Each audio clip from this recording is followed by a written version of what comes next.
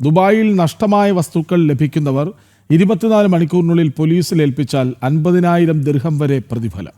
നഷ്ടപ്പെട്ടതും ഉപേക്ഷിക്കപ്പെട്ടതുമായ സാധനങ്ങൾ കൈകാര്യം ചെയ്യുന്നതിന് ദുബായിൽ പുതിയ നിയമം പ്രഖ്യാപിച്ചു.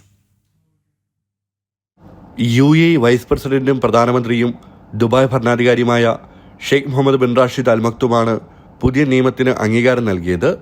നഷ്ടപ്പെട്ടു പോകുന്ന സാധനങ്ങൾ മാന്യവും നീതിയുക്തവും സുതാര്യമായ രീതിയിൽ കൈകാര്യം ചെയ്യുകയാണ് പുതിയ നിയമത്തിന്റെ ലക്ഷ്യം.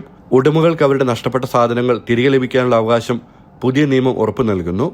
നഷ്ടമായ വസ്തുക്കൾ ലഭിക്കുന്നവർ 24 മണിക്കൂറിനുള്ളിൽ പോലീസിൽ ഏൽപ്പിച്ചാൽ 50,000 ദിർഹം വരെ പ്രതിഫലം ലഭിക്കും. നഷ്ടപ്പെട്ട സാധനത്തിന്റെ മൂല്യം അനുസരിച്ചായിരിക്കും പ്രതിഫലം നിശ്ചയിക്കുക.